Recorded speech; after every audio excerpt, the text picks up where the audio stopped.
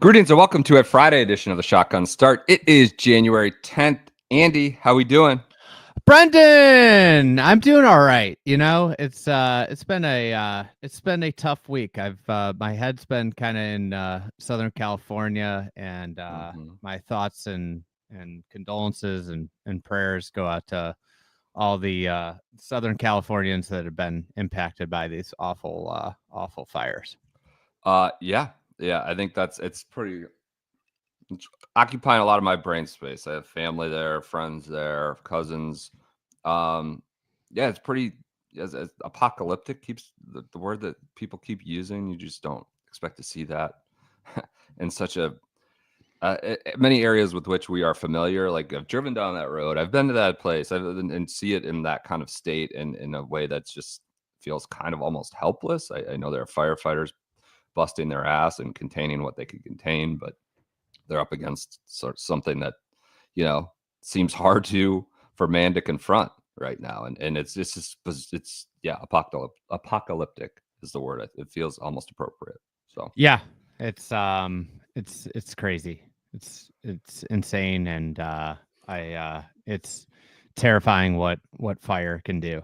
You know, we have one friend of the program, one friend of Friday at Golf, who's been directly affected and lost his home. I know you wanted to speak about it. I know there's going to be many causes and people that contribute. There's going to be tons of causes.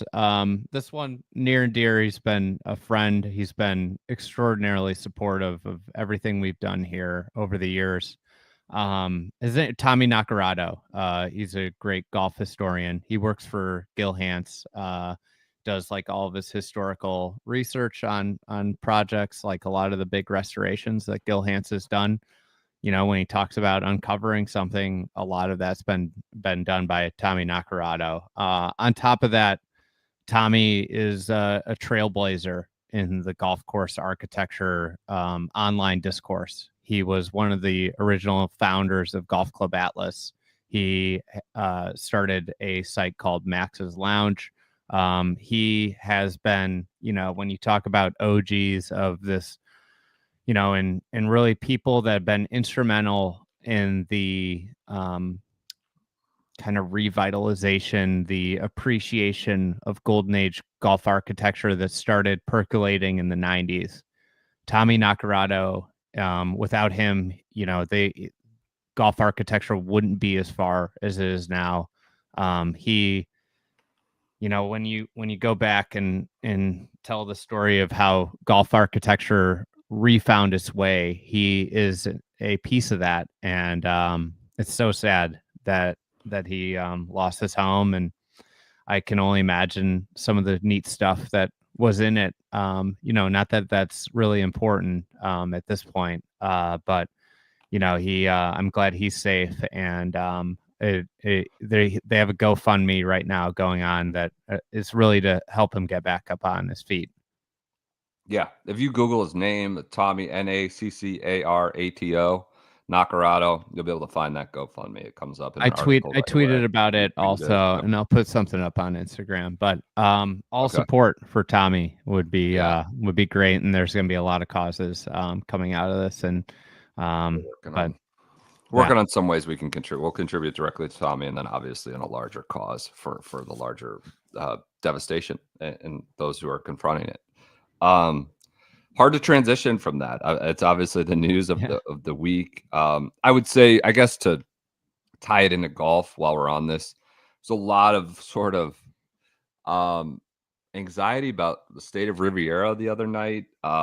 It seems like Riviera is intact. It's adjacent. It is Palisades address, I believe. Right? Yeah, it's right adjacent to it. It's basically been on the border of the fire. Right. Will Rogers State Park is kind of where everything started there, and Riviera is very close to Will Rogers State Park, and I think naturally golf courses are relatively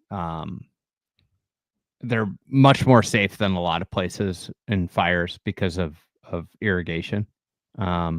They almost provide a little bit of a break in some cases. But that being said, I think Riviera should be on the least of the concerns of what's going on. And I understand if you're a golf person, but this is, this is the least important thing right now. It was a little weird on Tuesday night to see, like, I know if like golf is your focus, you're to cover the golf angle maybe, but I just didn't feel like there was a golf angle to be shoehorned in on Tuesday night. Needless to say, Riviera is, kind of in the thick of it.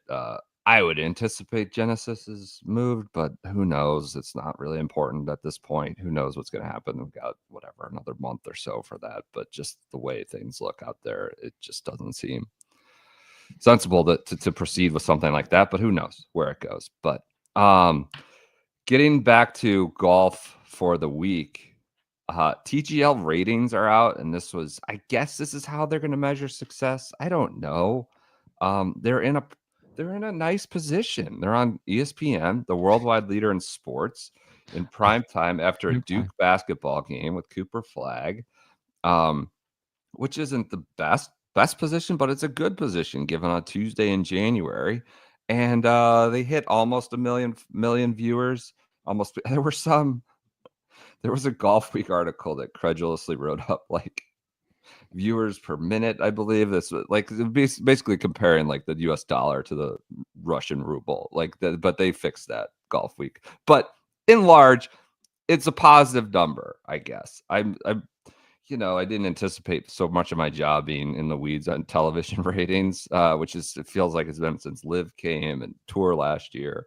But they drew 919,000 viewers, maintained over 1 million viewers from 9:15 to 10:15. It was stronger, I guess, than the Duke game that preceded it. And it was stronger than the window, I guess, for the same time, same day last year, which was, I think, another Duke game. So a good debut. I think that's what they have to be over the moon about this. Yeah, I think a great debut, outviewing a college basketball game. That's a win, right? Yeah. A Duke, a big college basketball. I think the other thing that you have to be really positive, and I know people are like, why are all the bloggers positive? Like, maybe we just have an open mind. We're not going to write something off the one weekend, but I think like if you be most positive, the fact that Tiger and Rory, your two biggest players, didn't play. Like, I expect this number to be bigger next week. Yeah. So the analysis of people who do these things say it will be bigger with Tiger next week. So they bounce all over the place, right? Monday, Tuesday. Next week it's 7 p.m. So right after Sports Center. I don't know if that seems less advantageous than being later in the night. I think 9 is probably preferable. So that's something to consider, I suppose. What if it's 900, if it's a million, better for our live show if it's earlier. That's true. Maybe they're doing it for the podcasters. We are. They're doing it for the pods. They're all over the place. Like MLK Day, they have a triple header. It's like 1, 4, and 7. So they're mixing it up, finding their spots. It's more nimble that way, right? It doesn't have to be on like a PGA Tour event from Thursday to Sunday at the same time, same place with 150 or 40 or 20 guys needing to get around. So they're slotting in where they can. So good ratings. They have to be very excited with the product review, the initial product review, and the initial ratings response. Hey, can I don't mean to be a big buzz killer early on here. Yeah. This came across my desk this morning. I was deeply saddened by it. What? We've lost a recurring reference point of this podcast since its inception. Were you aware that Kelly Craft has stepped away from golf? No, I wasn't. Kelly Craft has retired, apparently. He's taken a job at some place called like State Divergent Farm? or Okay. Convergent or some catchy name. A rising venture-backed investment firm. Just so there's a press release that somebody sent me. With the SMU pedigree, pro golf. I can't believe he was able to find someone to. Of course, this says nothing of Kelly, but he was going to be. We have lost our stock Tour Pro. That's When we too think bad. Stock Tour Pro, just to insert name, example 1A, we have lost him. I don't know what I'm going to do without him. I I'm didn't know actively, it came that. God. across my desk this morning. Hey, do you think more fringe golf pros are going to go the YouTube route? I think Kelly's a little bit more than fringe, but like, is that instead of like trying to grind it on the minor league golf tour, they're going to try to become a YouTube golfer? Is that the next Absolutely. phase? Yeah, it I feels like mean, that's going to be just a wash with. you watch some of these YouTubers, and I'm not gonna call out names, but they're like pieces of wood when you get to the personality. They might have a great Okay. swing. They don't produce. Most of them don't produce great results, and most of them don't have much personality. It's just about their swing. Yeah. Yeah. I The credit to thing that's Bryson. crazy to Bryson's me, a showman. Bryson does have Bryson's a personality. showman. Bryson's Yeah. great at YouTube. Yeah. There are some like really good YouTube golfers, But Right. I think there's so many that masquerade as these good golfers that, like, if you threw them in a mid-am event, couldn't crack an egg. Yeah. It's like actually insane to me that like the general public thinks that like some of these, like, they're shocked that they shoot 80 in the or 42 in the Creator Classic. Yeah. Yeah. Yeah. That feels Like a little. Roger Steele's like a perfect example. When they did the Creator Classic, Roger played mid-am golf. He'd qualify for state tournaments. Got some speed. Got speed. I don't think I'm diminishing Roger in any way by saying like he wasn't like top end Illinois State mid-am. Yeah. Good, like a reputable mid-am. But he went into that Creator Classic and he made a bunch of these like guys that people think are like world beaters on YouTube look like clowns.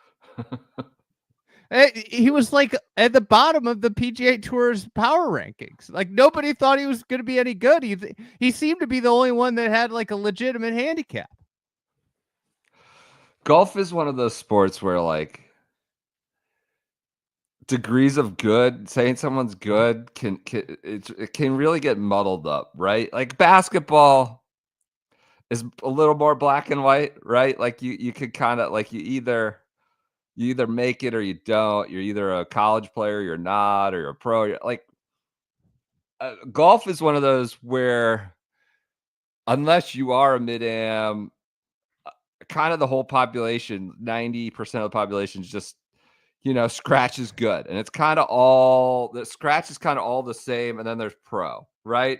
And there's obviously people aren't that attuned to what those degrees of good once you get into the plus and the mid-am level. And there's significant degrees.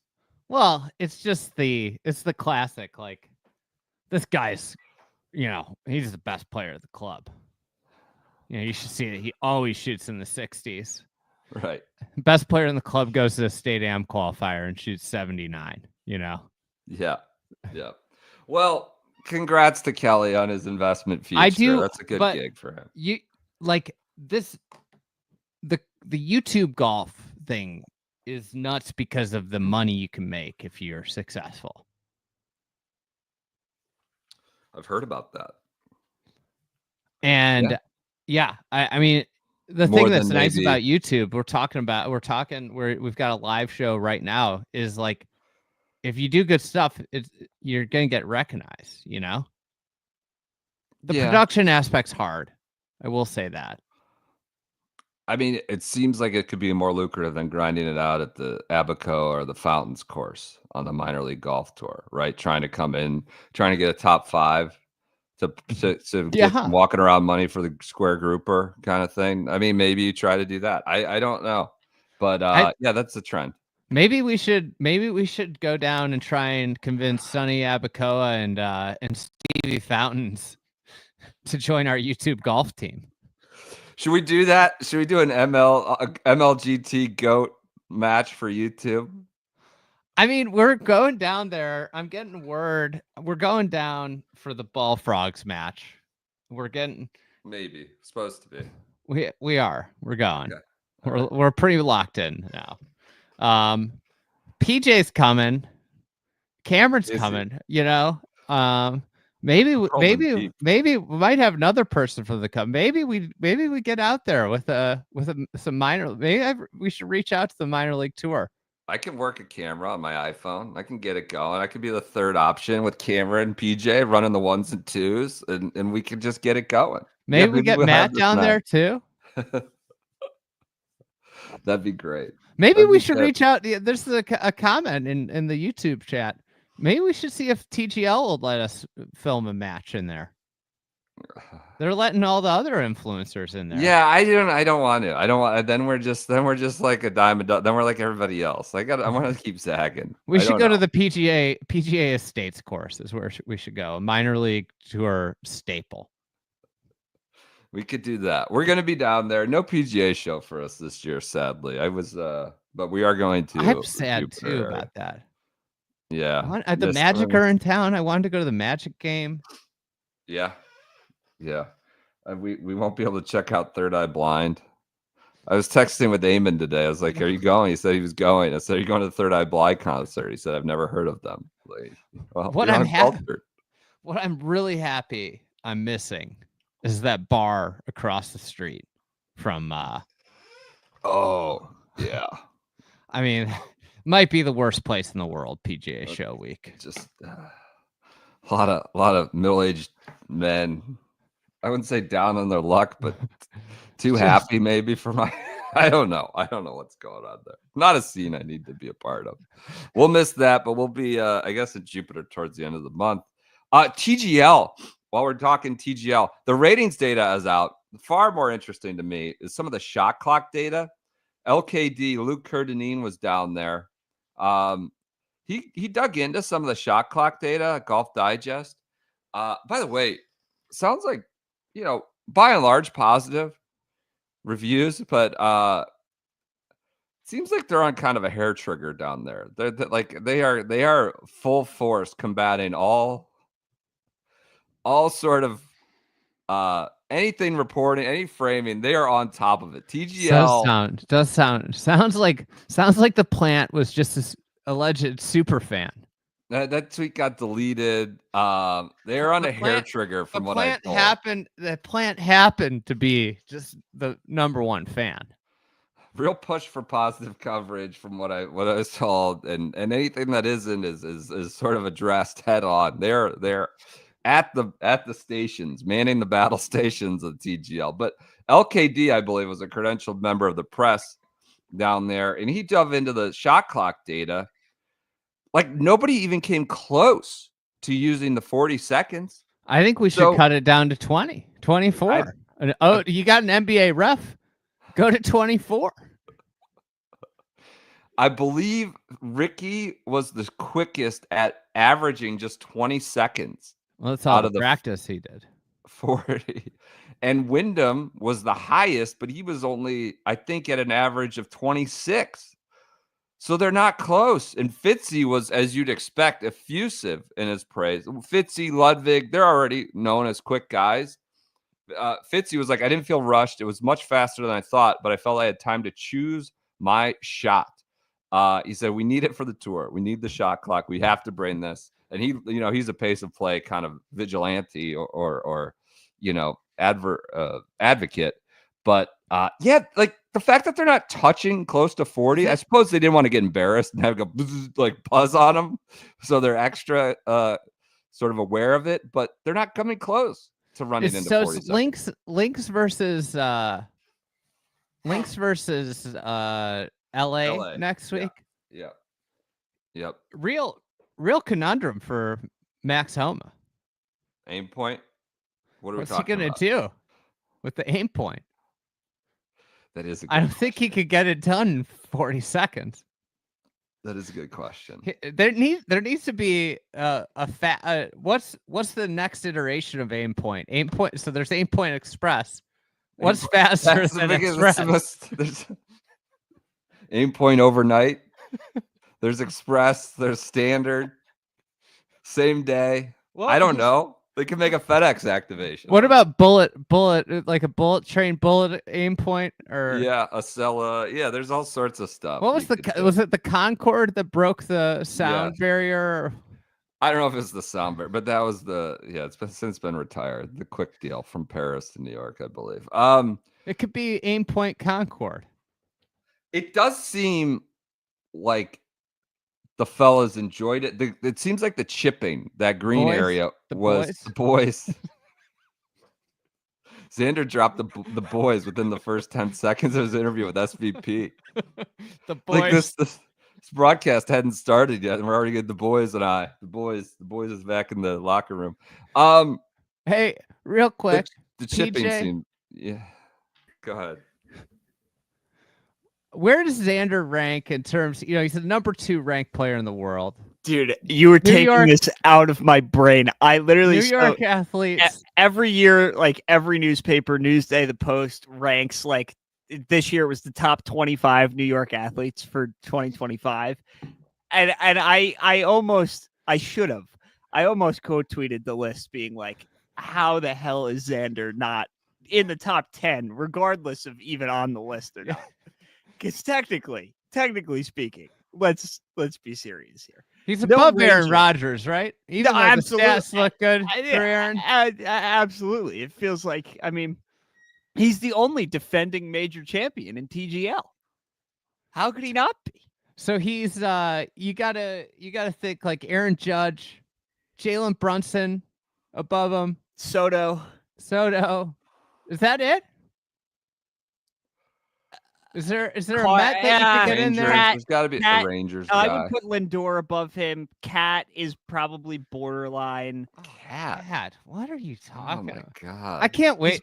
There's so much Cat buzz. Really He's gonna be targeted. I don't like him. Fall apart in the playoffs. I do not like him. He's gonna be unplayable. Not a Cat fan.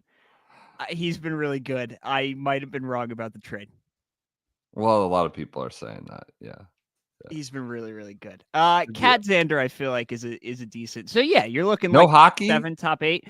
The Rangers stink. No, Islanders. What about the Islanders? Nobody. Islanders are worse than the Rangers. Irrelevant. What about the Nets? Everybody's big Nets fans. Cam Johnson, good stats, bad team. Cam Johnson scoring like 28 a game on 30 shots. Oh, Cam Thomas. Cam Thomas.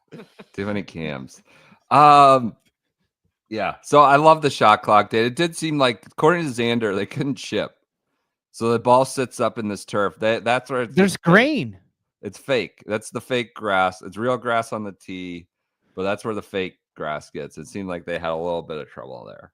I'm kind of disappointed the SoFi Center didn't go the way of like Arizona Cardinals Stadium and have the green roll out and roll. I guess all the roots would break when they tried to change the contours.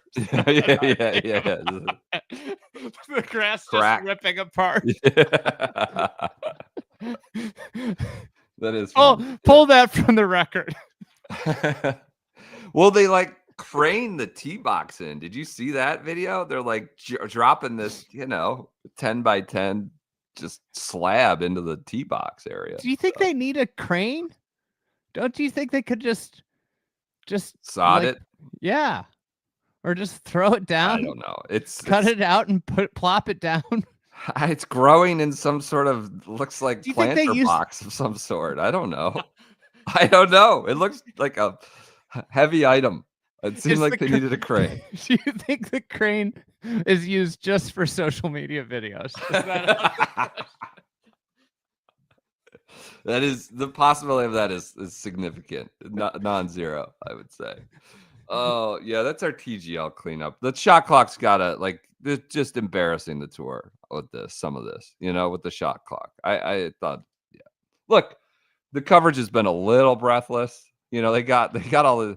I saw that Joe Pompliano, the guy from Front Office Sports, who's never said a bad word about anything, was there. And believe it or not, he loved it. He enjoyed it. But I do think the response has been pretty good. And it probably should be. Good launch. We'll watch Tiger next week. On to the real golf. I guess that's real. Is that dismissive of TGL? But on the PGA Tour, they're out at Waialae, where Ben Griffin is your leader. This is early Thursday as we record this. He's 7 under through 12. He's not having a good day. Mr. Old fixing my driver. Driver's going to be better than ever. Peppy Peter. 5 over through his first 4 holes. The driver still kind of spraying left and right after he gave us that walk and tuck, which is sad to see. He's put a lot of work into it.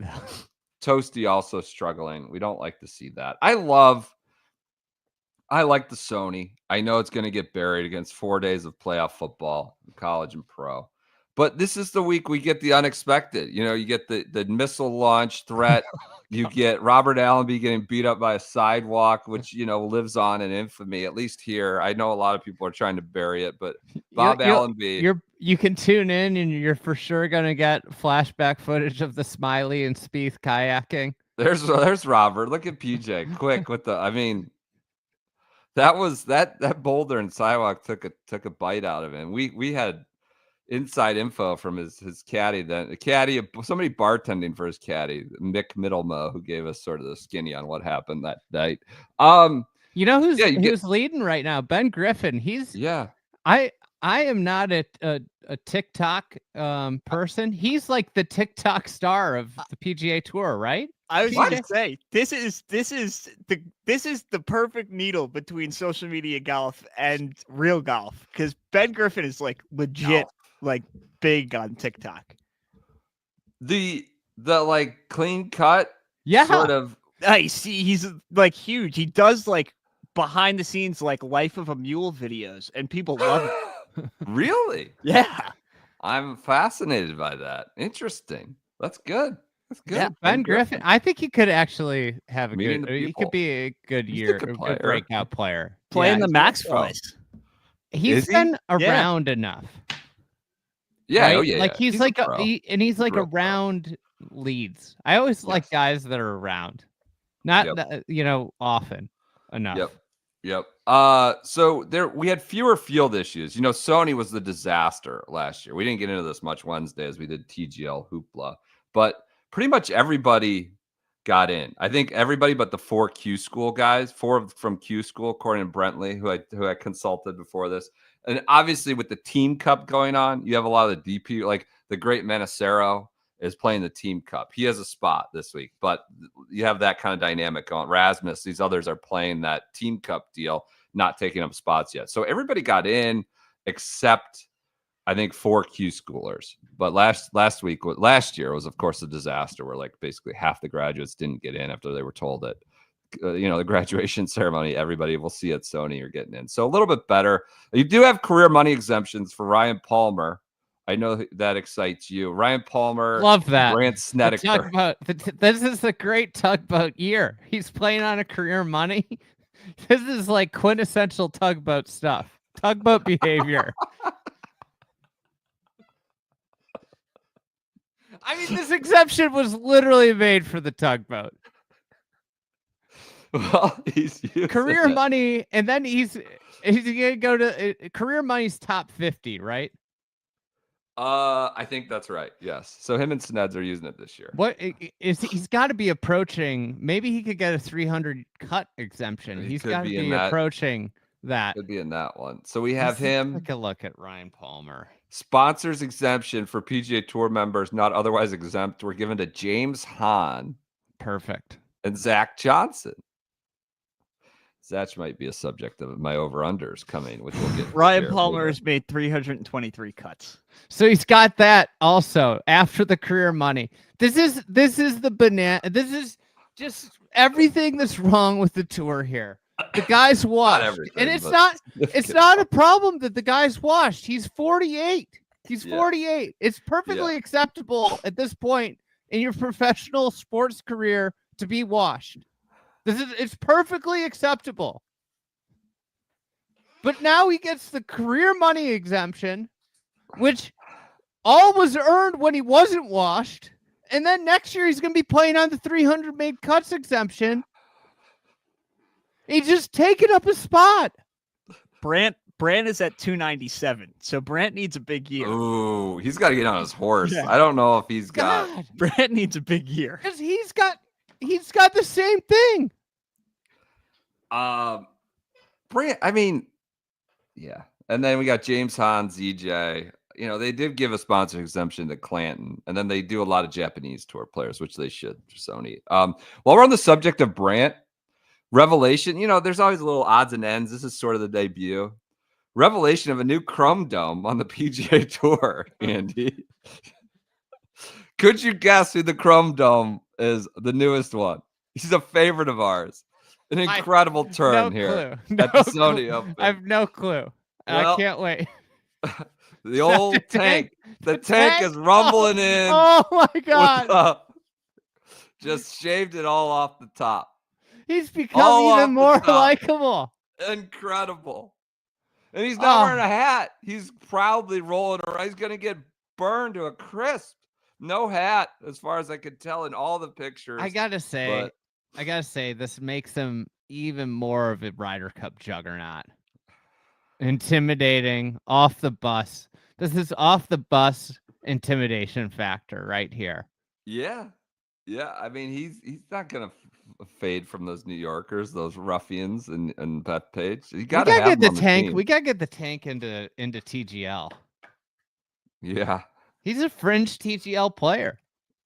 I would say he's more decorated than a handful of the players in there. Someone was suggesting I gotta find the uncommon screeners. I saw a promo for uncommon, the building the ball frogs. And they were talking about when Tyrrell left and filling the roster spot. Tank. I wonder if I need to know if Tank was explored. Tank or Hideki? Feels like you probably got to go with Hideki on that one. But this time last year, Tank might have been the bet. Yeah, I guess. Yeah, coming off the Ryder Cup. He's a birdie machine. It was. I don't know what, he's overcoming his scares separation. But this makes Tank even better. The shaved head. Just letting it go. Love this for Tank. Letting it go. So that was a revelation. Harry Hall is wearing not his Hogan cap, but he's in like a Hawaiian type hat. I don't know what's going on with Harry Hall. He was playing well, I think, early on. So he's 4 under. He's T3 or solo third right now. He's in a goofy looking hat. But yeah, that's our early Sony Open coverage. I don't have a lot more to add to that. Oh, we do have some quotes. Some quotes that Joseph Lamagna dug up, wanted us to dig into on the shotgun start. Feels appropriate here. Webb Simpson playing. Said they asked him his goals for the season. Oh, Webb. This is, again, Joseph Lamagna is going to write about this. He said we needed to hammer it or discuss it today. Webb Simpson playing over at Sony. Beforehand, he says, your goals for the season, someone asked him. Yeah, so I was actually thinking about those on the airplane. I'm in a unique season, I guess. Not this particular season, but in my life, just with 5 kids at home, assisting Keegan for the Ryder Cup, I have a lot of time I want to devote to that. I'm so excited about the Ryder Cup. I still love the game of golf. I still love to compete. My schedule, I've cut back pretty significantly to be home more and to give myself to other things I'm passionate about. I wouldn't say he's breaking down the door to gain FedEx Cup points here. You imagine if an athlete in any other sport said this? No. I mean, I still love to compete, but I've cut back. I want to give myself to other things I'm passionate about. There's still a desire to. The backup quarterback of of the Browns said this. I would fully expect someone like that to say that for the Browns. But yeah, you'd ship him out. It's like there's third string quarterback, maybe the only thing you could say this, and it would be like, oh, okay. I like coaching better or something. There's still a desire to play a high level of golf, but here's the just mind-blowing one. There is still a desire to play a high level of golf, but last year was kind of a trial run to see how I could do it and what not to do and what to do to stay sharp when I'm playing 12 to 14 events. Last year was a trial run. You will recall last year he got sponsors exemptions into all of these primo signature events. What he just referred to as a trial run on how to be half in, half out, essentially. Mind-blowing. Look, I think there's probably a lot of surly a-holes on the tour. I think Webb, whether you are a man of faith like him or not, I think he's probably just a good person. He seems like a good guy, nice guy, pretty not a jerk at all. So I don't want to critique him too hard, but you can't call a trial run when you got a sponsors exemptions into every signature event as a board member, like Adam Scott and all these others. This is why he's half why you should be excited about the 100-person tour. The idea of it getting more cutthroat.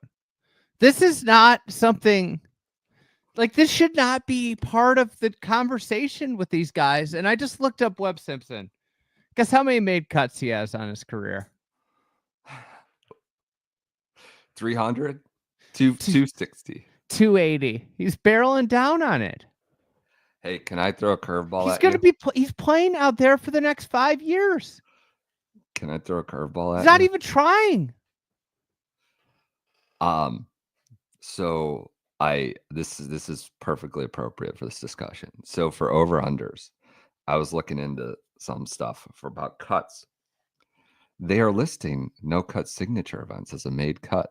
Oh. I mean, I don't know if that goes into the designation for this exemption, but say like Scotty Scheffler made 19 of 19 cuts last year. Well, does that mean for like Harbor Town and Travelers, like it counts as he's listed on his website statistical profile, 19 of 19 cuts. This is awful for the record books. This is so disingenuous for Tiger's made cut streak. I was thinking of that. Yes. Are we baking that into the career cut exemption? Webb had a lot of exemptions into Siggy events last year. The tour just cannot get out of its own way. Pretty bad, huh? Like, how do you not think about this and be like, this can't count? Their problem is there's no way they can't, when they go to like, the guys are going to play 10 no-cut events a year, 8. And they're going to, it's like, that's 8 made cuts, even if you finish DFL in all of them. Yeah.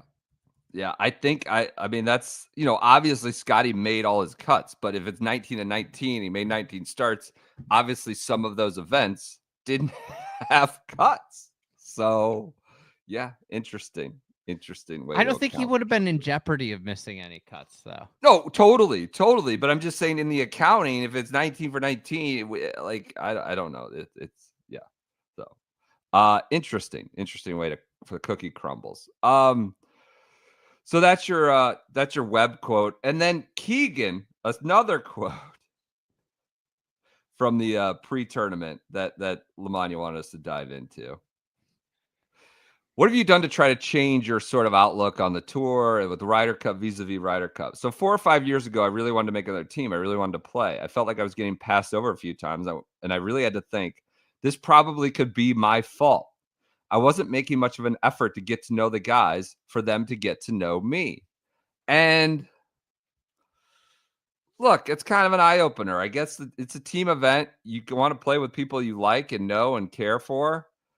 But is that really what should be going into the accounting of a team event? I need to get to know the boys, to quote Sanders. Boys. Can I just play well? And so is this an effort you need to make to get inside the cabal, to get inside sort of the in crowd? We've seen it, right? In the past, we saw it laid bare really in full swing. So another quote that Keegan's like, how do I get to know the boys, get to know the guys? And because I'm getting passed over.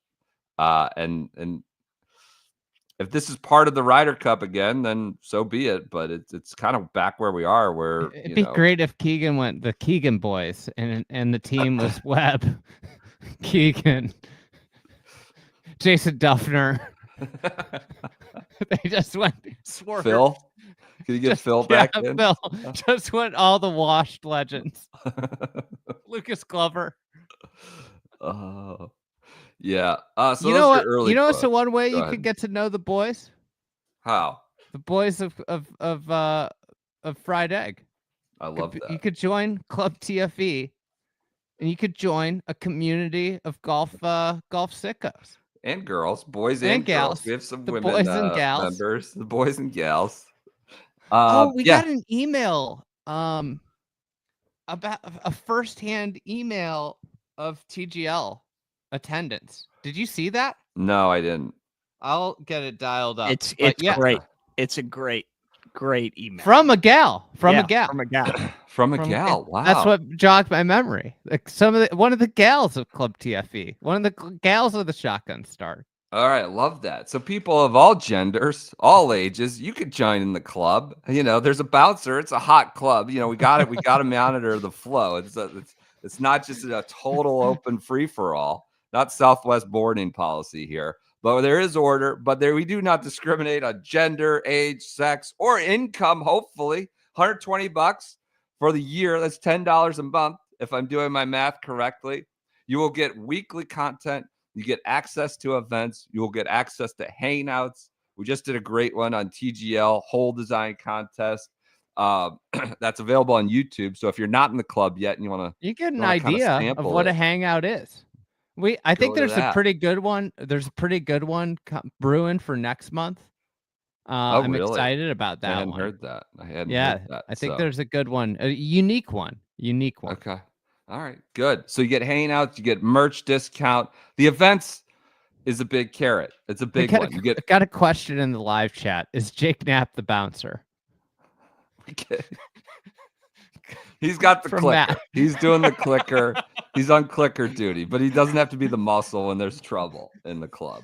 But yeah, the events, you get access. You can sign up for events 24 hours in advance of the public. So a lot of these sell out quickly. You get to jump in ahead of people. There's member only events at some pretty primo places.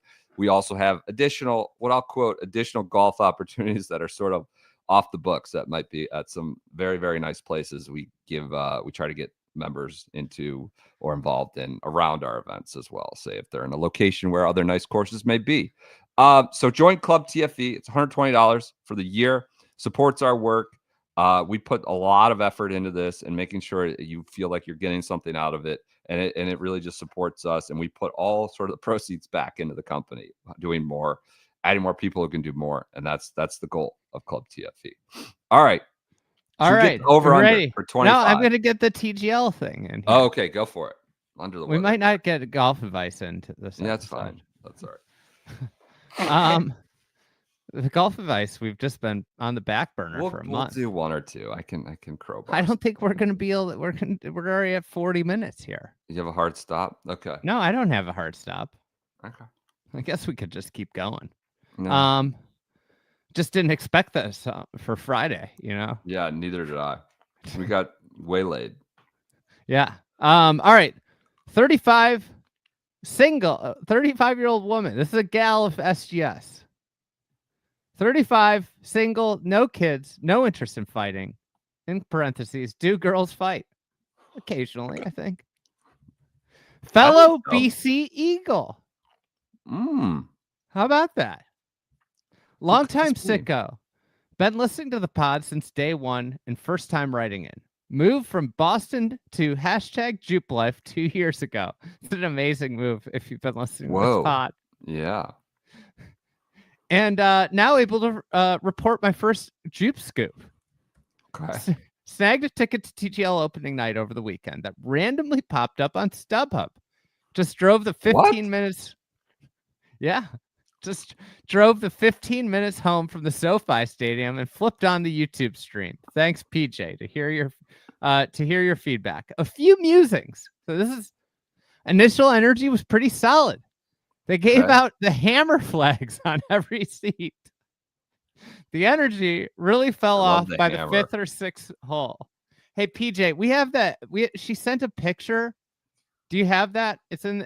Can you get the hammer flag up? Yep. For people that might have missed it, the hammer flags on every seat. Really, energy really fell off by the 5th or 6th hole and completely deflated when we got to singles. I think this is a problem for the league. The singles was not good. This is something that I am monitoring. You cannot hear any of the player commentary when live in the stadium. This felt like a big loss to not hear any of the banter. One guy does some commentary like with things like advantage NYGC or nice tee shots, guys, but really adds nothing. I think Roger Steele adds more than nothing with anything he does. We love Roger Steele. I'm I big figure they Roger. can fix this. This is an easy fix, right? The player mics get cut into the arena or something, right? I mean, it'd be Can't kind we of do sick that? if you went if you heard everything and it was Yeah. just like a parental advisory warning coming in. All right, 70s couple seated next to me were yawning the whole time, which prompted her question, were they up past their bedtime? Sure. And left during the 8th hole. On the walk back to the blue lot parking, they've got different parking lots. Sure they do. Walked next to two 80-year-old men who said, quote, "I don't know who this was made for, but it's not for us," which gave me a nice chuckle. Well, the league probably appreciates that because they're not trying to win them over. They're not going to be around much longer. I just had to restrain myself from They don't mind that. getting The something 80-year-olds off are that out. would have All right. saying. Audible groans in the crowd around me. This song again by the fourth time we got X gonna give it to you. And Fitzy's sappy, step inside the eye of your mind. Don't look back in anger. Oh, they had Oasis going for Fitzy, huh? Yeah. Justin Ray and his laptop were very visible in the booth overseeing the rotating green area after the Tiger interview up there. Mm-hmm. Whoever designed the bathrooms at SoFi was way off. Tons of women's restroom stalls and very few men's urinals. Also, TMI, sanitary disposal in the women's restroom is designed in a way that I've never seen in any public restroom around the U.S. or world before. It is grossly unusable. Requires opening a metal door or container with your hands, then touching the disposal unit also with your hands. Absolutely disgusting. I don't know how any of this works. Yeah, I don't know how any of this works. Adamantly have to dispute Max Homa's claims of this being a top 5 to 10 sporting event. Here's the list of events I've gone to where I'd put the TGL and where I'd put the TGL. Ready? Yes. Number 1, Ryder Cup. Number 2, Kentucky Derby. Number 3, MLB playoff game. Number 4, Masters practice rounds. Number 5, the Open. Number 6, NFL game. Number 7, NHL game. Number 8, NBA game. Number 9, BC football when Matt Ryan was quarterback. Oh, Number 10, US Open / PGA. Number 11, March Madness. Number 12, US Open tennis. 13, tie. TGL and Major League Baseball spring training game down here in Florida. Oh, man. Maybe your Mets, PJ. Maybe going to Abacoa for your Mets. Yeah, we'll do the whole deal. 14, AAA baseball. That's fun. A lot of people like that. But I don't know. I think we're gonna get an email. We're gonna get an email from the TGL folks about these rankings. About this email. This is not our take. This is merely reading a reported submitted list. This is like a man on the street interview. Constructive feedback about the bathroom situation. I think it's good. How to improve the product. So. No plans to return to TGL after paying almost $300 for the last minute ticket.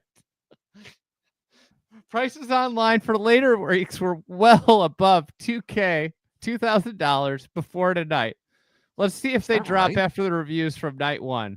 Hope this on-the-ground scoop is helpful for varying perspectives versus the many ESPN viewer tweets. That's interesting. This is not a paid actor. She says she wants a disclaimer. Not a paid actor. I was not paid to go. Have no connection to any of the sponsors. Just a golf sicko who was curious and it was close by. I didn't know that you could just go on StubHub and get tickets like that. I figured that was sort of a closed door, friends and family only deal the other night. But so because her StubHub purchase ticket was in the Bay section. Yeah. So she got a Bay t-shirt, an XL Bay t-shirt, XL, and an inaugural night Bay hat.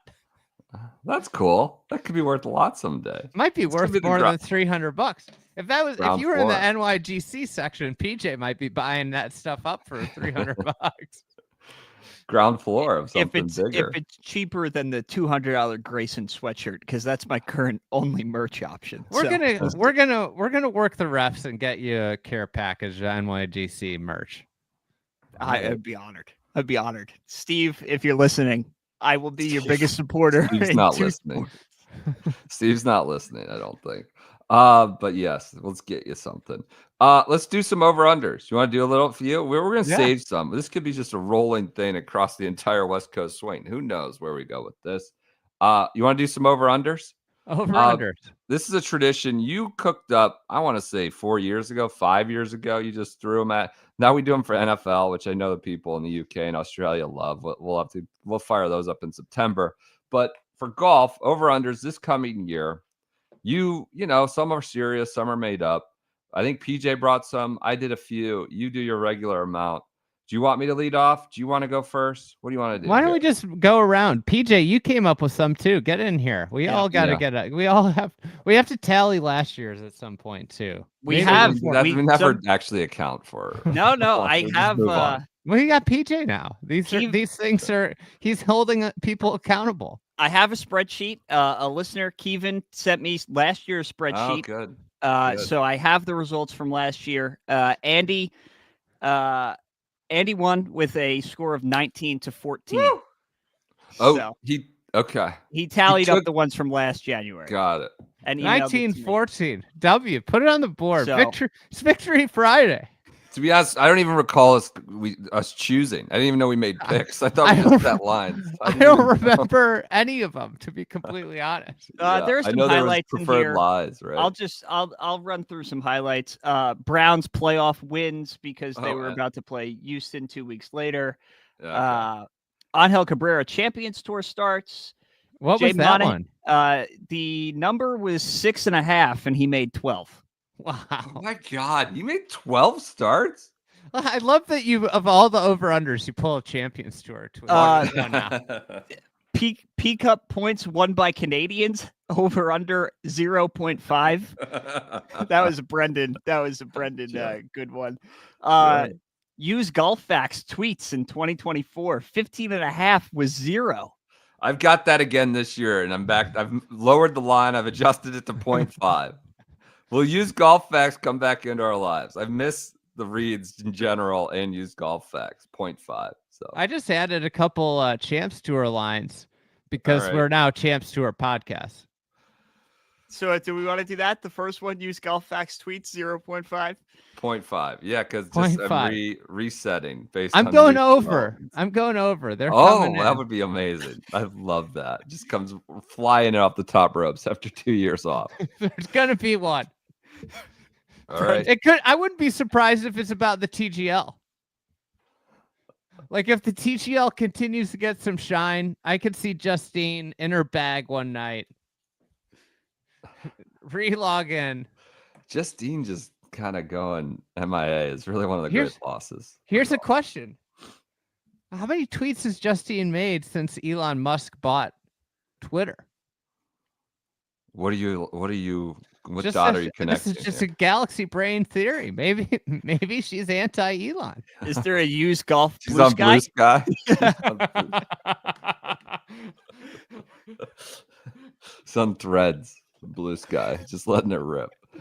Brendan, what are you taking? What else? Saying is Justine coming back? Under. I think that we just lost the reads with the Norman led league. We lost the reads forever. They're gone. Okay. Sad. What any others from last year you need to refresh, or we good? Preferred lies was a big constant, I know, but I don't know that we have the full tally for how many preferred lies there were. Bryson Majors was a hotly debated topic. Brendan took the over, and Andy even threw in a quote, "I don't really like Bryson at Pinehurst," end quote. It's a fair thought. I mean, not it. Yeah, it was. Makes sense. Matthew Wolf top 10s 1.5. Oh God, was 2 actually. Oh, so, wow. 2? Yeah. So he went over. How about Kevin not tweeting angrily or talking angrily that if you win a live event and or you finish top like 16 on the season, you should get into all the majors? similar. I think anybody that not- wins at Bolingbrook should get It's not an exemption apple. into all the majors. It's It's a not an major apples to championship apples test, thing. according to Bryce. So, yeah. All right. Okay. Let's All go right. for 25. I got one here. Okay. We'll start out hot. Let me just get ready here. I'm gonna go Dayman outfit changes mid-round, 0.5. Jason So- Day outfit changes mid-round. Are you talking forced outfit changes like Augusta like the coming Masters? in, like remove your sweater right now? So he was one, but also, I could see him wearing some parachute pants on a windy day and maybe changing mid-round. Like this is the interest in it. So we're not talking like it got warm, he removes his sweater. It's like, yeah, he jammed himself or he gets jammed. Or he's told to remove it. Yes. What was it? 0.5? 0.5. Over. We're going gonna up go and over on that one. I think, the Malbon brand pushes the limits and they're inviting this kind of content. So I'd also be welcome to accepting they post the scripting graphic and something just doesn't show up because like it was clearly told not to show up. they came. Yeah, they threw themselves in front of it. Is that the first one at 25? I think it is. Maybe. I feel like- I think it is. I turned the volume down. That was for very everybody. quiet. That was very quiet. Is that the lasting legacy of the 2024 President's Cup? This little soundboard clip. And pending. Pendy. It's a 17th all right. hole in Pendy. First one, I'm gonna do a little Scheffler category. You tell me when. Wait, Andy, are you going over or under? I'm keeping track. here. Under. Win too. All right, I'm going under on both. I'm going under used golf facts and under Jason Day. I don't think Malbon is gonna push the envelope as this year. I hope. We should get a fashion, writer on to see if what they think Malbon will be doing. If they'll be, if they'll pushing be the limits. Yeah, pushing the limits. Let's go Scotty. I have a little Scotty category, mildly serious. Over under wins 2.5. 2.5. Scotty wins.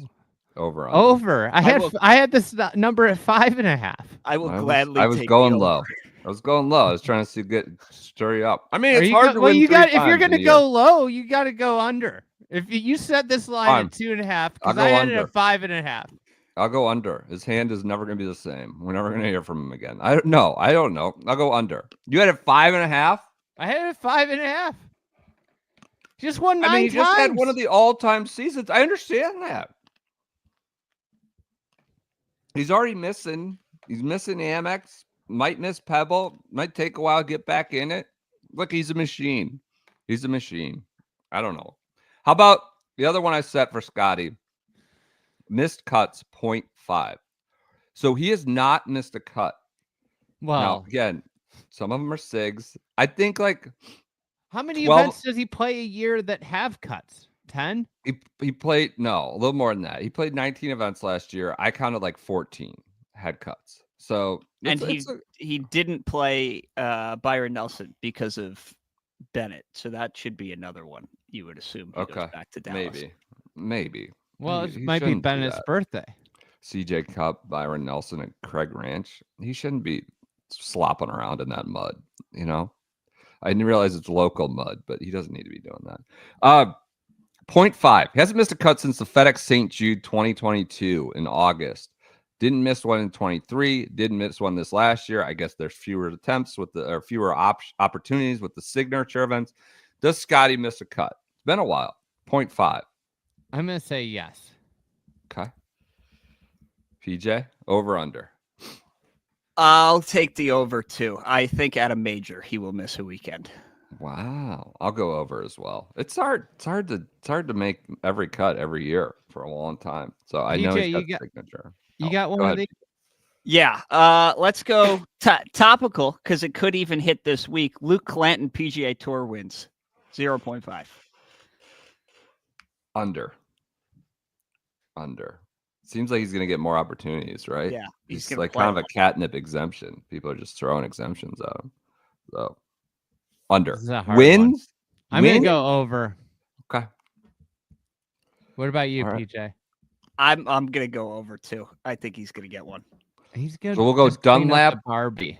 Dunlap and Clanton back-to-back years in the amateurs winning. Well, He he might be might pro he by could then. win the You think- Rocket okay. Mortgage. Yeah. PGA Tour U promoter. All right. How about this one? Scores in the 50s on the PGA and Corn Ferry Tour. I had this one too. 5.5. That's a lot higher than I That's had. a lot. They had drunk that on one these. event where everybody shot in the South America. Yeah, I Yeah. was just thinking there could be 3 from there. I'll go 4.5. That's what I originally had. I bumped it. That's a good number. When you talk about KFT, you figure like 2 at a minimum on that maybe? tour.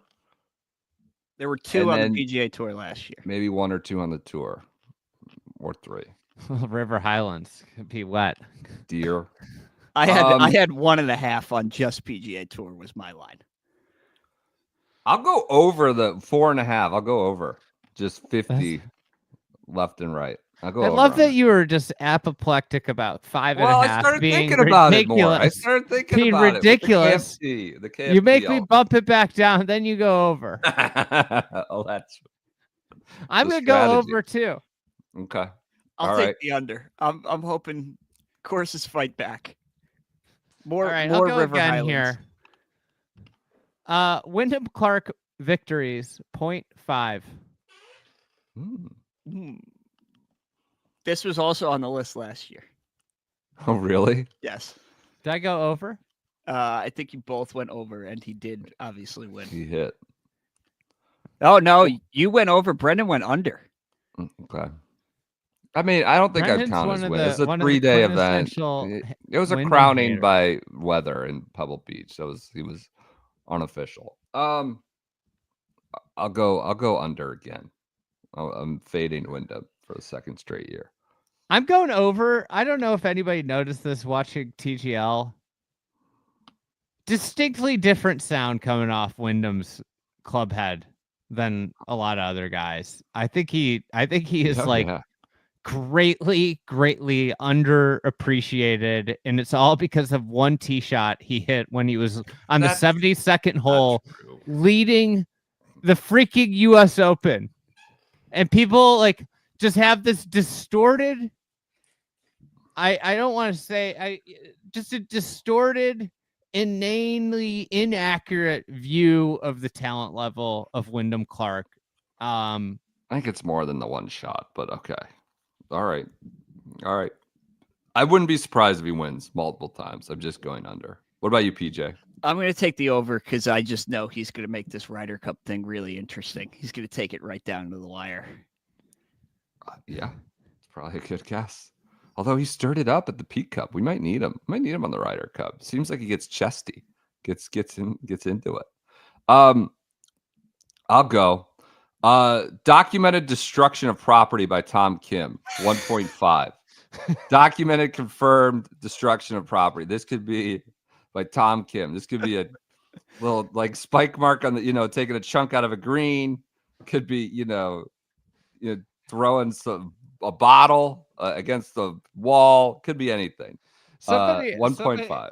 Somebody was complaining to me about Tom Kim, who's, say like a pretty intimate source of the on the PGA Tour. Yeah. And I was like, I don't understand why everybody's just so fed up with this guy. He goes, well, he acts like he's won 5 majors. Yeah. Do you think he's going to react? I guess that's what happens when there's a Netflix episode crowning you. When you haven't done anything. Vitriol I got about him from like the European guys who are generally, I'm curious how he may or may not take being benched for TGL next week, because Kisner made it seem like he's playing. So Tiger, Kisner, and Max. Bad decision by the team. Well, we already had one bad decision, so we're just making a lot of them, clearly. But I mean, this is like Max is essentially playing with multiple retirees. And Tiger and Not Kisner. essentially. I mean, he is. This is your team. You chose this team. Which kind of fits for Florida with the crowd at 80. Maybe this is why they're there, the 80 and over crowd. It identifies with the half-in hobbyists. All right. Hold on. So what are we going over? I'm going over. I think people are watching Tom Kim like a hawk, and I think like anything he does is going to be documented. Going over 1.5. He can't seem to control his temper. I'm going over 2.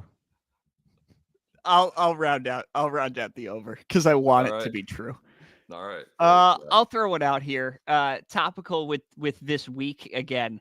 Joaquin Niemann Masters finish 22.5. Ooh.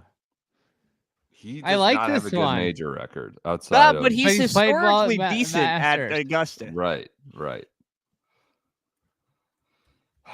I'm going. He will finish higher than 22nd. 22nd or higher. I think he'll go. I guess that's under. So he'll finish 20th or something. Yeah. Well, yeah. Okay, I'll go under on that one. I hate to be going the way of Brendan here so often, but I'm gonna go under 2. I feel like he's. I think like there are a lot of different profiles of people on Live, but I genuinely think that Joaquin Niemann still has like very lofty career aspirations. Yeah, I mean, I would hope he's 22. Well, I think like some of them 26 got a big bag of money and they don't, you know? Yeah. I'm going under. Okay. So he's done T22 and T16 the last 2 years of the Masters. Those are his best major finishes ever. Okay. Let's do this. Cam Smith major championship top 10s 1.5. I was gonna say if you're gonna give me the free Masters one, I would take it, but under. I'll go over. You think he'll have 2 top 10s or more? He's just good. Masters. You're talking about the Masters. Oakmont's not a good fit. No. Everybody was pegging him for Pinehurst, and he kind of just didn't do much there. Oakmont's not a good fit. Quail Hollow, not a good fit. It comes down to like I think Portrush, really. But that being said, I mean, I guess like it's a real question. Like, is he going to be 2022 Cam or 2024 Cam? Yeah. The Masters is like a lock based on his last 7 or 8 years. The top 10 every year but 2. I'll go under. As much as I would like him to, but okay, I'm going under as well. All right, DJ made cuts at majors 1.5. Oh my God! I thought you were going to say half. I didn't even. I almost went half. 1.5. It's hard to miss a cut at the Masters. Like it's hard for him too. It's just like yes. What'd you say? 1.5. 1.5. I think he's the honoree. He's the defending champ at Oakmont. The whole deal. I'm going over. I think he's Quail. Should be great for him. I know. I'm sad to go under, but I'm going under. I just checked in down in Jupiter, got another Jupe scoop. Still is a complete endangered species at Floridian. Practice habits have not increased in the off season. Senioritis was how someone put it. He's happy as a clam. He's just got senioritis. Someone put it to me. He's just living his best life. Yeah, I think he's gonna miss 2 or more. So I mean, he's gonna miss the maybe miss. I don't know. He has played Opens decently. Right. I feel like his best chance. Like the problem with the Masters is too early in the season. Like he needs a runway. The crooked cat. At least in the summer, he has mandated to play Live a number of times. So what are you taking? What do you got? I'm gonna go over. I just can't believe it's even like this is a legitimately hard one to answer. Yeah. I'm like for Mr. the Valhalla performance is like etched that that first round of Valhalla is like etched into my mind. The tee shot on the one hole that hit the trees. I mean, he just missed the cut at the Saudi International, which is like kind of not a great field. And I don't know. He's not in it. While we're here, I've lived majors at 0.5. What do we think of that? You know, we've hit Bryson last year, Brooks the year before. Where are we at with live majors? Do we think a I live had goes? Bryson as 0.5 majors. Okay. Too. So this is we can do double one. You answer both. God, it's set up for him again a little bit, right? Set up well. He seemed to crack the code a little bit at Augusta too this past year. His great major slate for him. I'll go over. I You're can't going believe over major. He's going to Bryson, win. Or okay, so both. You I'll go go over, both over, which means it'll be both are over, I guess. I'm gonna go both over too. Because of Bryson, or just you're not sure yet on that one? I think it's a really good setup for Bryson. I think the PGA year in, year out, the philosophy of setup is just like right in his wheelhouse. Yeah. And then I think Oakmont is like, if you were going to create a golf course for Bryson, narrow fairways, thick rough is just a great way for him to thrive. I'll go under Bryson over Liv. Wow. Rom? All right. I'll take my Rom, Cam Smith, Brooks, DJ. Neiman. Ben Campbell. I have one in good. here. Talor Gooch, outlandish comments, 2.5. Over. I'm gonna go under. I don't think he's gonna play well enough to make outlandish comments. To be talking, to be in front of the mic. Yes. Okay. Related to that one, I have quote generally speaking, which means it makes this podcast get some amount of play on social media. That's how we'll define it. Zach Johnson moments this year, 0.5. So don't sir me, F you to the crowd at Augusta, among many, many others. I'm going to go 0.5. Do we get a Zach Johnson moment, or is that sort of, is he laying real low, the afterglow of the, or I think he can't help himself. I Right. think he can't help himself. Give me the over. He's playing this week. I think he's can't already help in the himself. field at Sony. He's out there and playing. I think he's going to try to lay low, but he can't get out of his own way. I think you're right. Zach Johnson moments over 0.5. Okay. Well, he hit the Ryder Cup. What about it? He'll do some interview like the going to week be before. something That's from ridiculous. Okay. All right. He was just a bevy of content last year. Who knew? Okay. I have two Ryder Cup ones while we're here. 3.5 live players. Total in the Ryder Cup? Yeah. So they can Rom, Hatton, Bryson. And then so it's like, is Brooks in Sergio there or not? Brooks? Yeah. It's a good question. I'll go over. Too low. Yeah, I think you're right. I'm gonna go over. You can. I think go over. Go ahead, Andy. Say I just think the European team could get to 3. I'll go over because I feel like Brooks Koepka will acquit himself in the majors, and then you get into the subjective sort of. All right, well, Brooks is one of the best American golfers of the last decade. He played well in a major. We don't have like OWGR ranking or Ryder Cup points to measure him by, but he's one of the best. He's looked good in the few events we've seen him, and he's got to be on the team.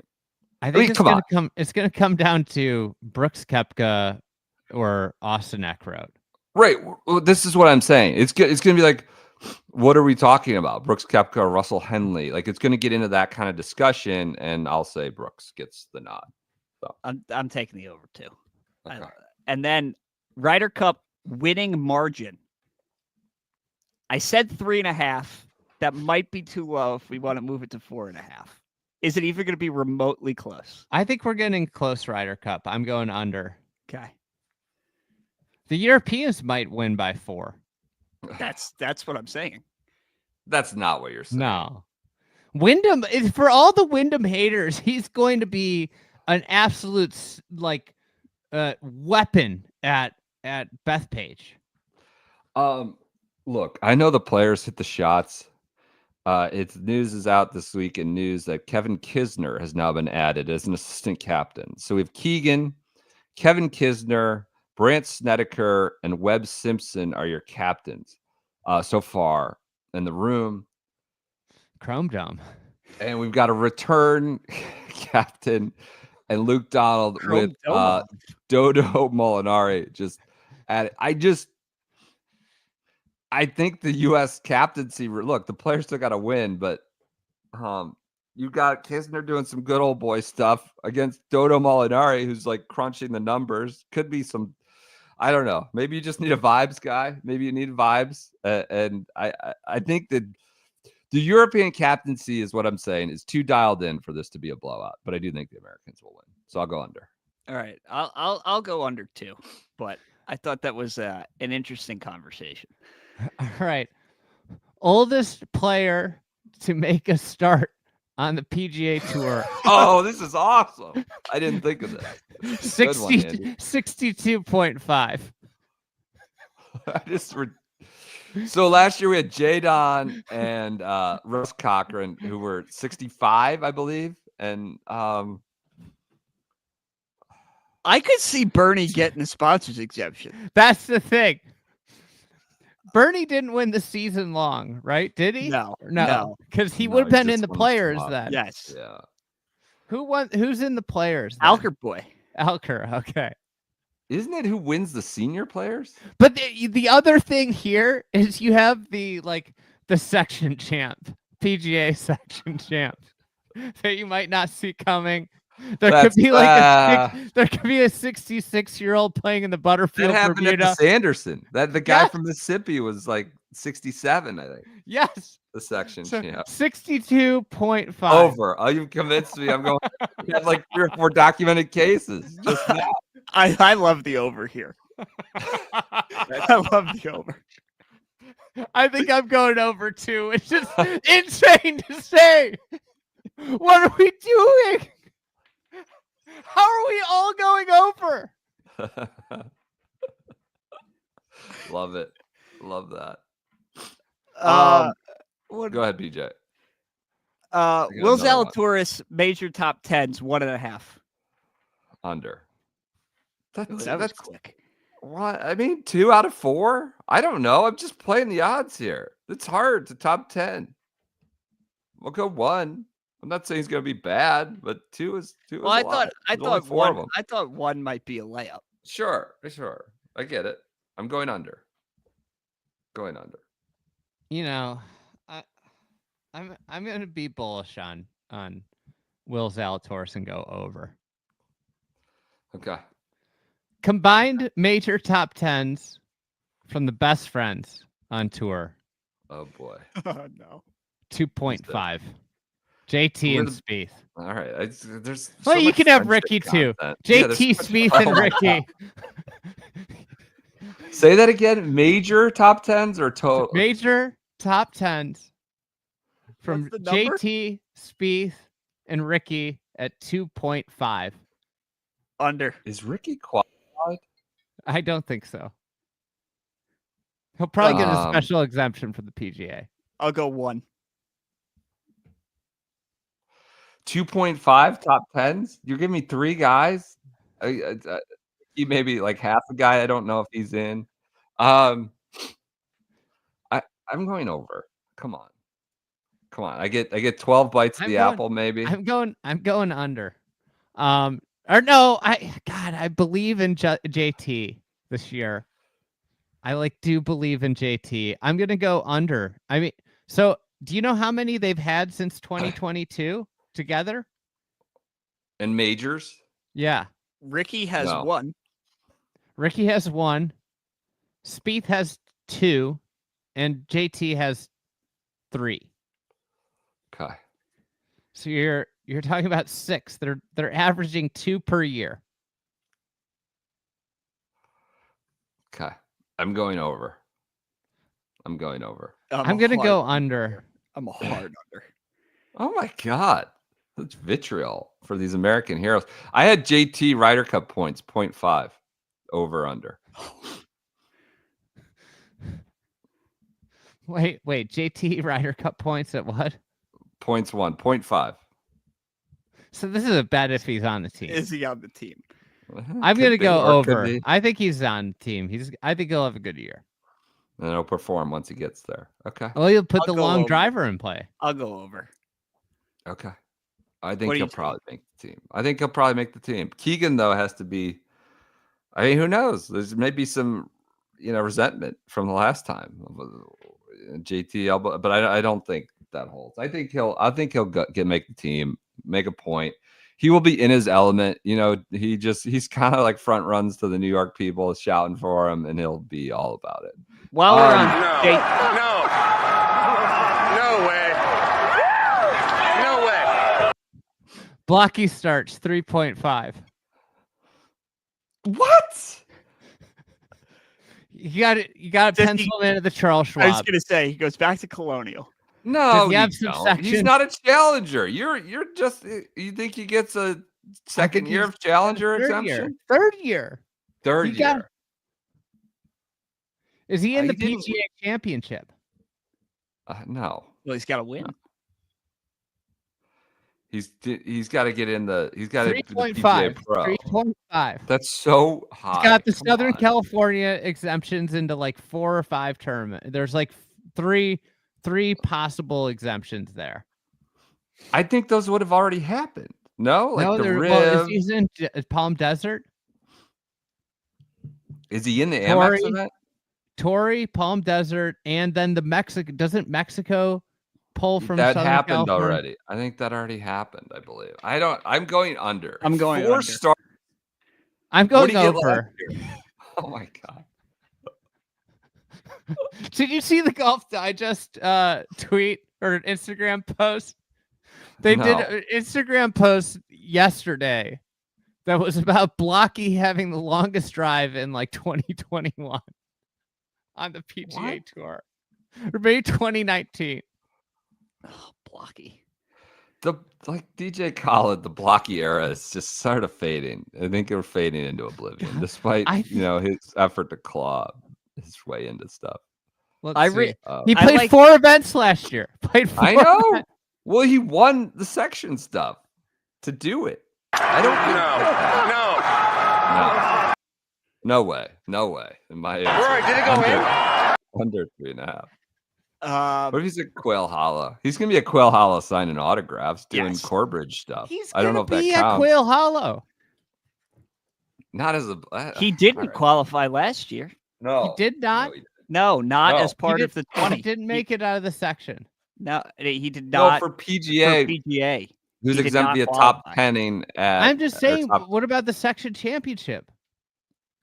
I got what you're saying. I got it. I think that Like, already he's happened. gonna get in. Somebody's gonna give Blocky Senior and Blocky Junior an exemption into a PGA Tour event. Like that is happening. That's going to happen. What PGA Tour event's gonna do You're that? greatly Nelson? underrating the breathlessness of Yeah, these yeah. tournaments. I got it. They're the good Midwest Open champions. Yes. What does that get you in for? This is they got 3 creator classics now. Is he a creator? Is he now in that is he a category too? creator? He's a he challenger. win the he's a Myrtle Beach? creator, he's a- I saw that Could he win that the Danny Myrtle Beach? Raps shoehorned in Instagram. It's not just YouTube; it's YouTube and Instagram. Oh, I also influencer. noticed that Is that what you're Scratch saying? doesn't ever reports the news and never disclaims that they are owned by Pro Shop, which might be something you do as a journalistic endeavor. Well, that may not be Is what that it what is that taught in J school? PJ? Well, don't take money from people is taught primarily, but then if you take money from people, they ask you to be open about it. Yes. Okay, I wasn't sure if there was a journalistic ethics course. Oh, yes, there was. But I'm not sure that organization's really applying journalistic ethics these days. The tunnel could be where style, personality, and storytelling collide in ways that redefine the culture of the sport. This could become a cultural touchstone for the sport. That's on the TGL tunnel. Do we think Cultural TGL touchdown. like Walk rents out. out league fits like the Instagram account? Just like I'm surprised they haven't thrown like They $1 billion should. at league fits to do it. Honestly, Unfortunately, the sponsors sort of, like as Andy talked about on Wednesday, kind of get in the way of the potential to have some fun with some of that stuff. But yeah. I had this one that I know, Andy. I think you're going to be I know which way you're going, but I think you're going to be into it. Justin Thomas strokes gained putting at the end of the Tour Championship. Oh my 0.00. What are you going with? Well, on the leaderboard, 89.5. This is literally. He was like 134th last year or something ridiculous. I mean, And his what average, was the number? his average the last 4 years has to be like 130. He's been abominable. It doesn't seem like he In 2022, also 2023, he was 134th. Last year, he was 174th. And in 2021, he was up to 85th at 0.9, but or 0.9. So still way 0.09. 0.09. Right. Yeah, sorry. It So doesn't do you seem think like a he's a top thing that 90 he's player? willing to admit and address, though. Have you heard that? Like, he works on his game, but I don't think he really considers putting to be like You know a what's problem funny? or alarm. I don't follow. I don't think I follow him on Instagram. I don't know if I've ever seen an Instagram like you see him hitting balls all the time. Do you ever see him like grinding on putting in his Instagrams? I'll go under. I'm bullish. I am I think too. he'll be better than 89.5 the total. I just think wonder he'll if have a- he's gonna get better by just hitting it further, though. Yeah. Well, that can happen. Maybe just ride the vibes, though, right? I'm better at golf. I'm better at putting. All right. Everything, rising tide lifts all boats sometimes. So I'm looking at his I'll go Instagram under. now. I'm going over. I still think he's going to Okay. be good, but I'm going over. Okay, great. Love it. All the way, we're all the way back to Travelers at this point, and there's not one. There's many dedicated posts to him practicing, and I haven't seen one of him practicing putting. I feel like you see him every now and then on TV working with his dad or something, but that's like, Golf Channel cameras or something. What if he just doesn't love putting?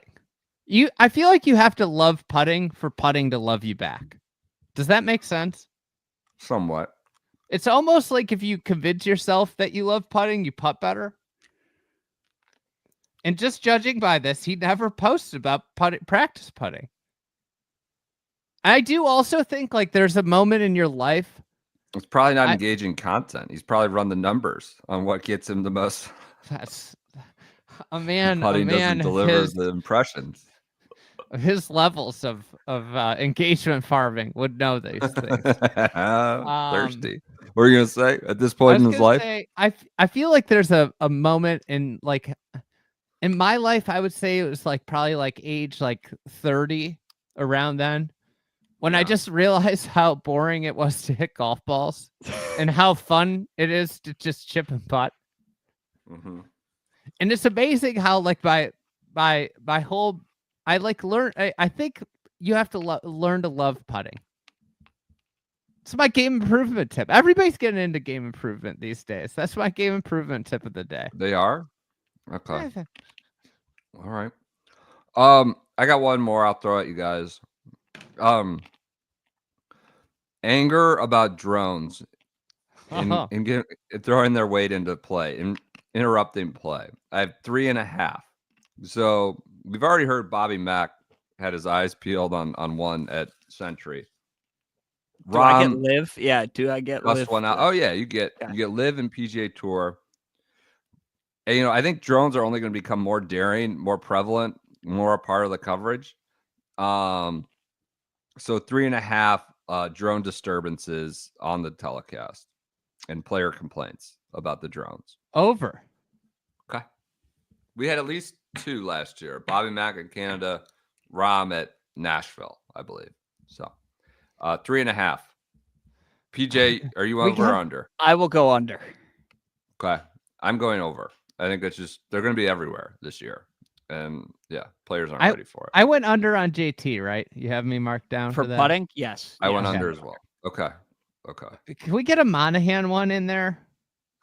I had PIF deal announced, not even like confirmed through DOJ Date? through Wednesday of the players, March 12 and a half.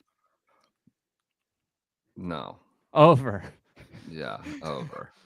I mean, I don't define announced. I don't know. They announced it June 6th in 2022. They announced the PIF deal June 6th of 22. Announced is a very vague term. Yeah. Or 23, whatever it was. Yeah, I'm going past the players. We were told it was going to happen by the players last year because the Masters didn't want that hanging out. Man, we sure are spitballing, aren't we, Rich? Man, what do you think, PJ? Oh, I think over. But wait, it's going to be into the I don't know. Yeah. Part of me thinks that as Andy and Gabby talked about, I don't know. Maybe Trump just shows up and wants a slam dunk early here. Yeah. It's like, not it's not a big. I think this is what I said. Is doing this deal is not. It's not a big constituent you're pleasing, but it's a constituent that the man cares about. Yeah. Yeah. I could totally see that happening, which is why I thought it's March. I don't know. First 100 days. First 100 days, he shows up. I'm getting the PIF deal done. God, what's another? It'd be great if you scribbled down some goals, and that was like the number one goal. I got a Monahan one. Hey, so Matt comment in YouTube announced the PIF deal in Greenland. In Greenland, did he say? That's gonna be annexed. We got Greenland and we got the golf region. And Canada, maybe. Canada or the Gulf of America. Does Pendy make the Ryder Cup team? If Canada is annexed. Oh God.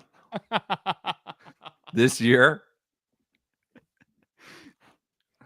Now we're opening up a new world. Please, we gotta get off this. We cannot talk more than forever. Yeah. We're at risk of pissing off half the population if we comment any further. While we're there, I'll throw a Monahan one out. I'm just thinking of on the fly. It has to be a transcript, so that's like 3. You don't talk a lot.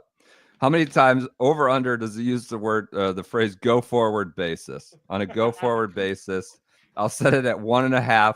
You control F the transcripts at the end of the year. Go forward basis.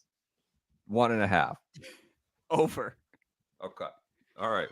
There we go. The PGA Tour's top FedEx Cup performers will arrive in Maui at Kapalua Resort's iconic plantation course to play the Century and start the opening drive of our 2000.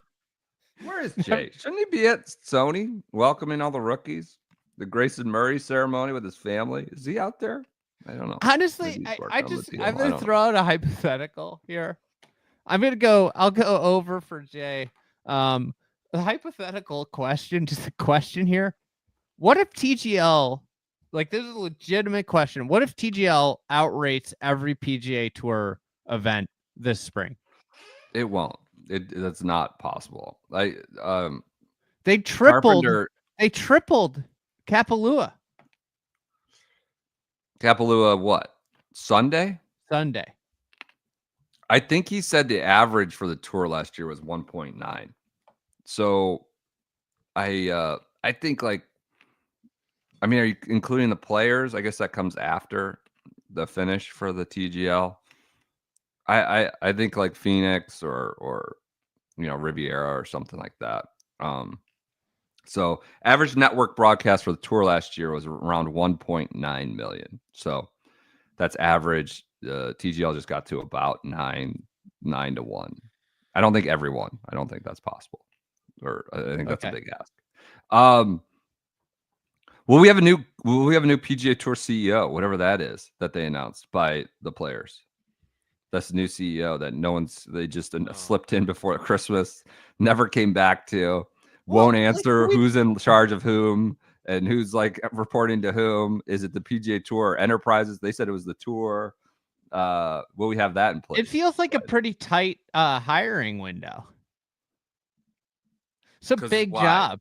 Got to be in before the deal or what? Yeah. Right? Like a tight hiring window. You try and hire a CEO in 3 months. Yeah, that's tough.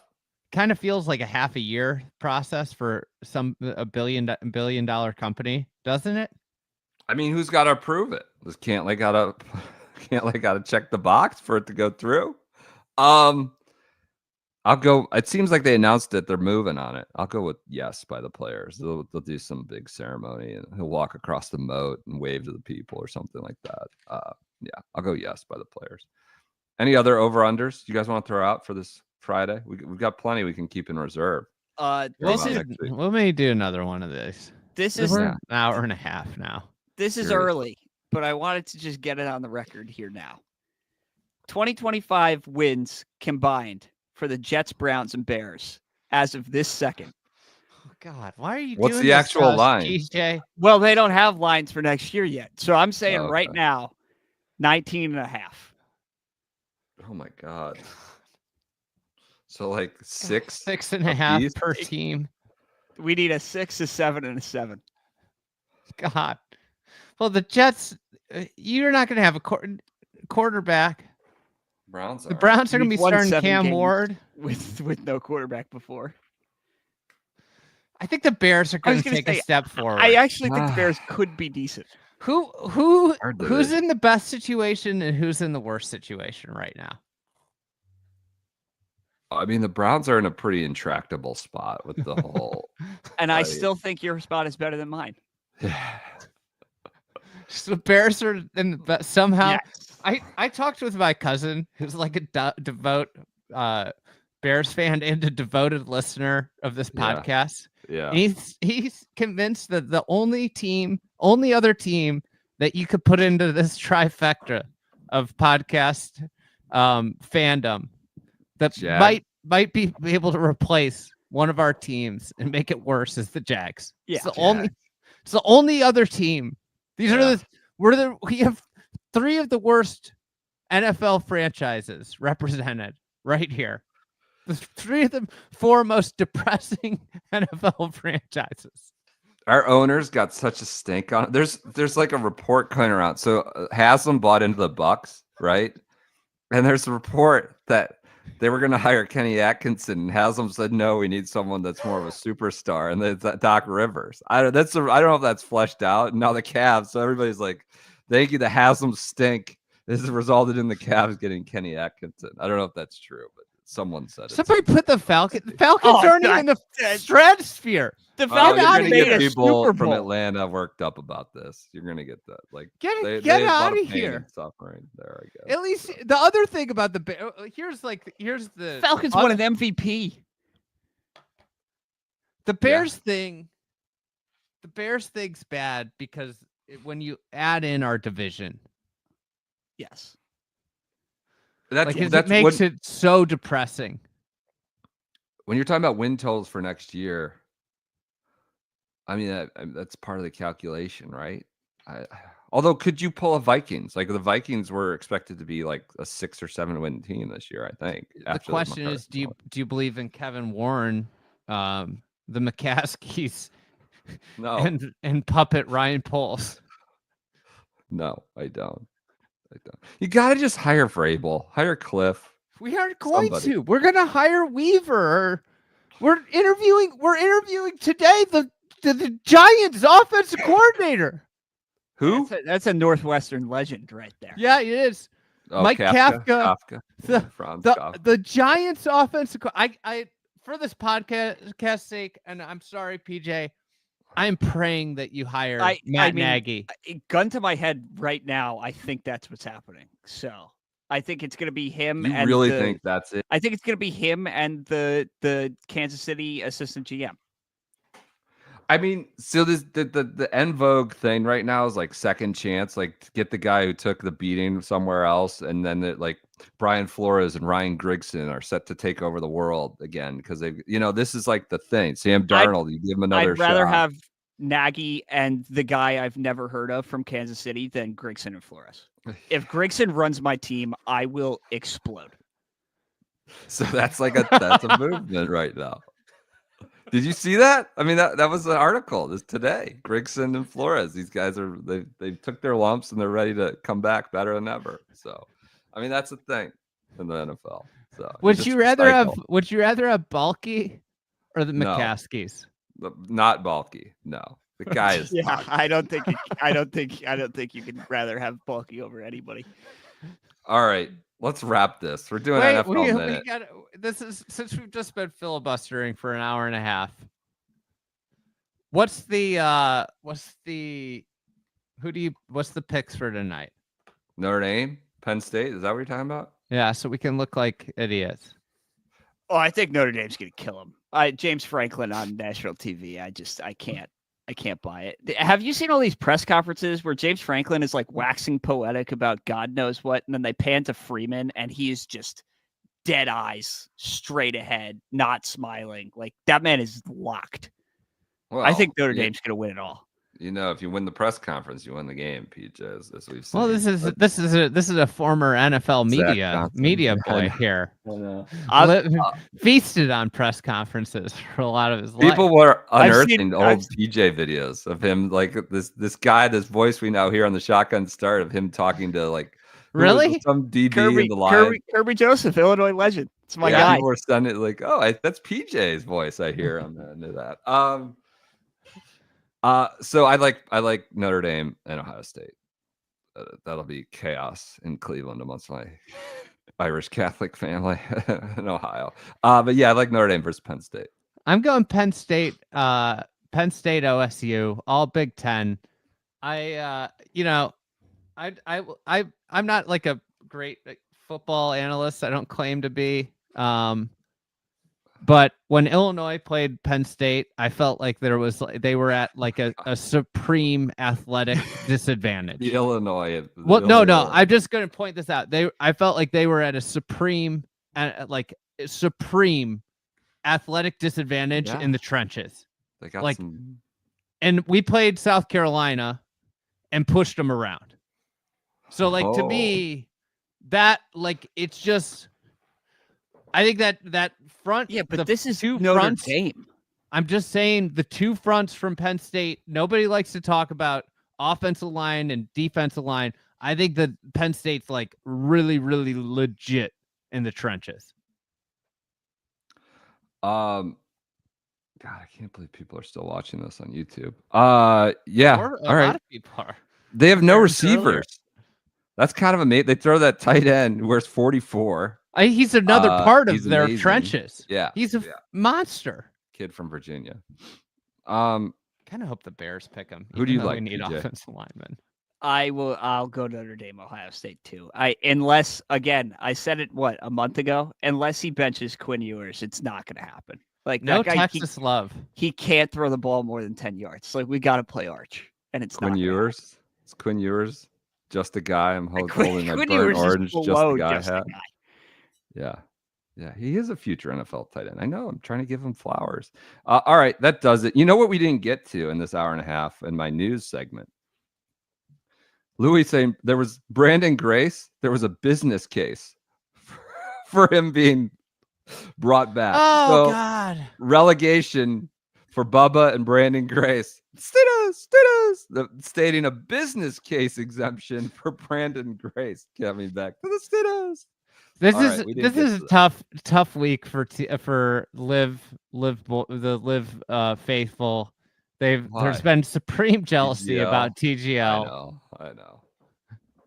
As if and then Brandon Grace gets brought back. Bubba gets brought back despite being relegated. John Catlin got host. Who's the guy that's the alternate? Ben Campbell.